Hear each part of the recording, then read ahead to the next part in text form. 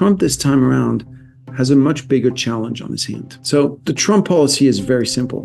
They want lower interest rates, lower dollar, lower oil. Tariffs for Trump are a tool to get something else. And what he wants to sit down with Xi Jinping in June and tell Xi Jinping, look, either I'm going to put a bunch of tariffs or you got to buy a lot of my bonds. Trump this time around is very different from Trump the first time around. Trump the first time around was always tweeting about the stock market and talking about the stock market all the time.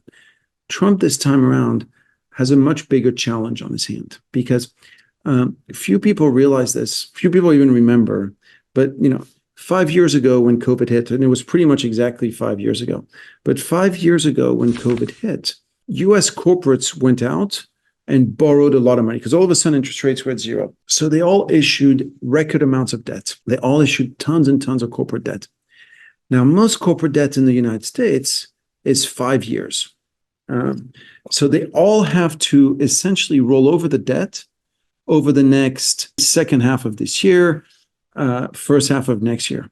And this is the big problem for Trump, is that as all these corporates roll over debt at a much higher interest rate, they're going to stop capital spending. They're going to, fire people. They're going to have to reduce their expenses. And it might be enough to push the U.S. into a recession at precisely the wrong time, because it'll be just before the midterm elections. And the last thing he wants is the Democrats to win, because then if they win, they're going to say, oh, impeachment this and et cetera. And then he's got like 2 years where he's just fighting the Democrats.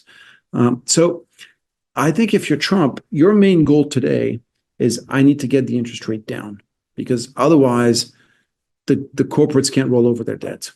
So he's doing everything he can to cut interest rates, which means reduce government spending, arm twist foreign governments into buying long-dated bonds, and talk down the growth. So, the policy right now in the United States is pointing towards lower bond yields. If you get lower bond yields, you also get a lower US dollar. Now, against that, the third policy, the third leg of the stool for Trump is he wants to get lower energy prices. And I think that's why he was very keen to throw Ukraine under the bus, because essentially he wants Russia to start, basically producing more oil again. Pre-Ukraine war, Russia was producing roughly 10.5 million barrels per day. Now it's producing 9 million barrels per day. Russia needs to have Halliburton, Schlumberger, and other Western oil service companies to upgrade their equipment to go back to producing a lot. So the Trump policy is very simple. They want lower interest rates, lower dollar, lower oil. Doesn't mean they'll get it, but that's what they're trying to do. Now, so it's no longer about trying to drive the stock market up. These are the three goals. So that the tariffs seem contradictory with that goal. So here the big question is, are the tariff a goal in themselves, or are they a tool to get something else? And I still think the tariffs for Trump are a tool to get something else. And what he wants to sit down with Xi Jinping in June and tell Xi Jinping, look, either I'm going to put a bunch of tariffs or you got to buy a lot of my bonds. I'm going to issue some 50-year zero coupon bonds and you're going to buy those. He's going to say the same thing to the Europeans. He's going to say the same thing to the Japanese and to the Koreans. It's okay. You guys have big trade surplus with me. So either I'm going to put tariffs to reduce the trade surplus, or you take the trade surplus and you put it into 50-year zero coupon bonds. Because when you listen to the rhetoric of Trump, it always comes back to the same thing. He's always promising it's okay, the foreigners will pay. The Mexicans will pay for the wall. Like the budget deficits will sell citizenship for $5 million a pop. The tariffs will pay for themselves, et cetera, et cetera. It's always foreigners will pay. I think if you're China, your big fear when Trump was elected, so 2 months ago, 3 months ago, the big fear had to be not that Trump would put a bunch of tariffs on your goods, because you don't really care about that anymore. To be perfectly blunt, if you go back a decade, Chinese exports to the United States were 8% of Chinese GDP. Now it's 2.7% of Chinese GDP. So it doesn't matter that much anymore. Look at what China exports to the United States, to be perfectly honest. You look at what China exports. Roughly, I'm sort of rounding the numbers, but roughly 20% is Apple. So if the U.S. wants to put a bunch of tariffs on Apple, so be it. Like who cares?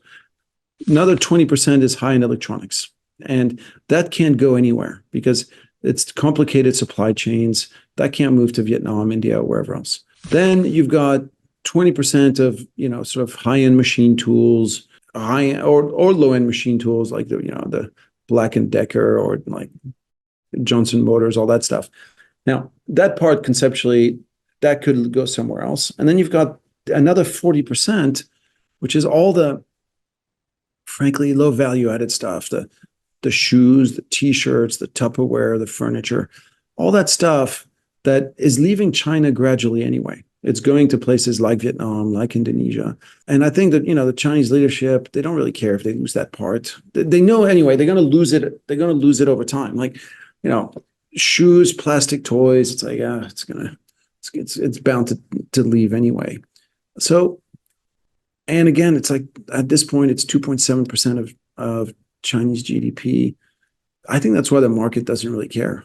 I think the big fear, if you were China, was that Trump would try to build an anti-China coalition, that he would go to Europe, that he would go to Saudi Arabia, that he would go to Indonesia, to Australia, to Canada, to Mexico, and say, hey, you can't do business with China anymore. You can't have them build factories here. You can't have them, trade goods with you. I'm blocking out China, and you have to do it as well. Now, I think that was a big fear 3 months ago. Fast forward to today, and now if Trump goes to Europe and says, hey, if you don't block out China, we're not going to be friends, Europe is going to say, we are not friends. What are you talking about? Like, we're not friends anymore. You can't tell us what to do. Today, if you're Thailand, if you're Indonesia, and you see how Trump has treated Ukraine, and you see how Trump has treated Canada, and you see how Trump has treated France, and like all these other countries that are nominally friends to the United States. If you're Indonesia, if you're Thailand, you think, okay, I'm going to be turning my back on China and doing more with the US? Or do you think, US is not a very stable friend. I need to do more with China and less with the US. I think you think the latter, right?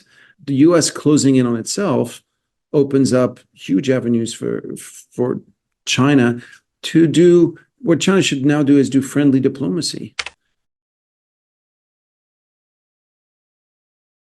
I actually think the biggest risk to all of this would be if oil prices, for whatever reason, shot up. Because we've now all been used to a world where oil is pretty cheap. And what's happened in recent years is that everybody has drawn down their oil inventories. So the US has, usually a lot of oil inventories, but right now they're like essentially at 20-year lows. China usually runs pretty high oil inventories, but even in China, inventories are pretty low. Same story in Japan. And so now I'm not saying oil prices are going to shoot up, but if you had anything really bad happening, let's imagine that right now Trump started to bomb the Houthis in Yemen. What if the Houthis turn around and say, you know what? We're going to go blow up the refineries in Saudi Arabia. Like, payback. Saudi Arabia, you're a friend of the US. US is bombing us, so we're bombing you. Because we can't go bomb the US. It's too far away, but we'll bomb you instead. And again, I'm not saying this is going to happen, but then all of a sudden oil is at $100 because we have no inventories, or it's at 110, 120. And then all of a sudden you're in a very different world, one where the Fed is hiking interest rates because the inflation is much higher. And it's then markets really sell off. And I think for me, that's the risk I worry about. 偷偷告诉大家，我最近发现了新法宝 Royal Face 逆时奇迹系列，它有活肤露、全效精华，还有精华霜。尤其我皮肤比较偏干，所以我非常的注重保湿。保湿做得好，肌肤自然烹饪。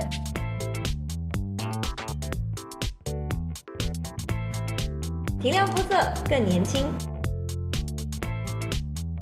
抚平皱纹超有感，而且气色变好。用心保养，每天都更美一点。